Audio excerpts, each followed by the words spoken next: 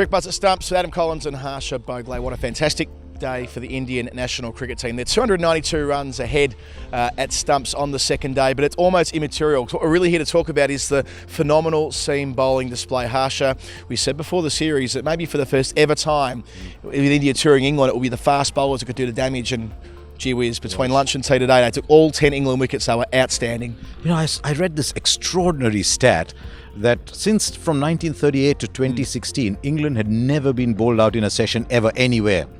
From 2016 to today, it's happened 3 times. And it tells me about the general fragility in batting. England got bowled out today in 38 overs? Yep. India got bowled out in 35 and 47 at Lords. At Edgbaston, the two sides got bowled out in the second innings, 54 and 55 overs.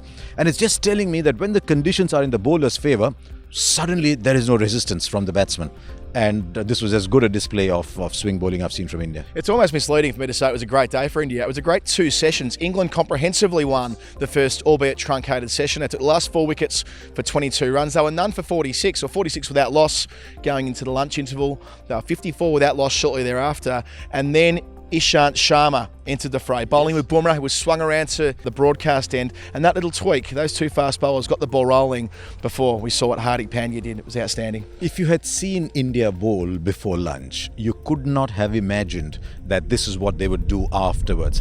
It's almost like you heard a Sanjay Manjrekar sing and you heard me sing, and you couldn't one couldn't morph into the other. It was just incredibly different. India bowled absolute nonsense in the period before lunch. 46 for no loss in 9 overs. People punching off the back foot.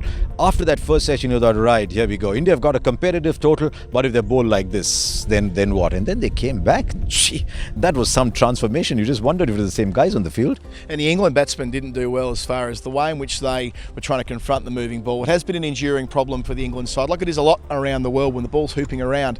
They struggle to contend with it, but it did start with Keaton Jennings. We've seen Ed Smith, the chief selector, has been willing to leave players out of the side after a couple of poor performances. Keaton Jennings could be playing for his international career in a second innings. I don't want to say so, but I wonder if they're thinking about Alistair Cook now as well, because Cook is getting out the same way. He's dropping catches in the slips. England are not getting their starts. England's 5, 6, 7, 8 are okay. England's 1, 2, 3, 4 are a problem, and that's peculiar. Joe Root is not. I mean, he's got a couple of scores in this tournament, but you want a little bit more from Joe Root. But you're right. I have a feeling that they'll stick with Cook a little longer. But up at the Aegis Bowl, unless Jennings does something remarkable in the second innings, Alistair Cook will still be looking around and say, right, who they sent out with me again today? Let's stay with the positive side of India's bowling. Hardik Pandya, 5 wickets in 6 overs, pitched the ball up, gave it a chance to move, gave it a chance to swing, found the outside edge on 4 occasions, had some great support behind the wicket from the wicketkeeper Pant and Rahul at second slip. But all the same, you've got to give the ball an opportunity, and he truly did today. I mean, India's slip catching has been strange. It went through a phase. I remember when Virat Kohli took a really good catch, Rahul took a catch. This might have been the first Test match. Went through a phase where the slip catching was good. We've gone through other phases where they can't catch anything. Today, the slip catching from Rahul was excellent. Yep. I thought the catch of Chris Wokes, when he had to change direction and take it, and the webbing helped, but he got there, was magnificent. For Rishabh Pant, he must start to think, I like this Test cricket, you know. I had a 6 of the second ball. I pick up 5 catches. But yes, the bowlers got tremendous support from behind the stumps, and I think that was critical. One of only 3 men that's taken 3 catches to start his international career as well. Rishabh Pant looks born to play Test match cricket. With the bat in that final session, they punched the England bruise. They shut the door. They made it as hard as possible for England to get back into the game. Now it's only a question as to whether India win in 4 days or 5. I mean, you're Aussie, I'm Indian, but you've spent a bit of time in this country as I have.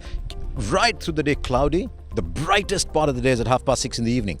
And India just enjoyed better batting conditions, much like England did at Lords, and they made it count. India was scoring at 5.5 and over at one point. I mean, they just shut shop towards the end and finished at 4 and over. But India were rollicking along at 5.5 and over. And yes, I think 292 ahead will require something quite unimaginable for England to come back in this game. Important innings for Che Pujara. Beautiful on drive early on today. That made me swoon. But he's been in need of runs, especially in this part of the world when his record isn't as impressive. Okay, since you talked shots, we all love batting. I love 2 from KL Rahul, a drive of the front foot and then that beautiful caress shot of the back foot. You look at KL Rahul like that and say he was meant to play cricket, and then you tear your hair out. No, I won't. I don't have that much. But you wonder why he's making 30s.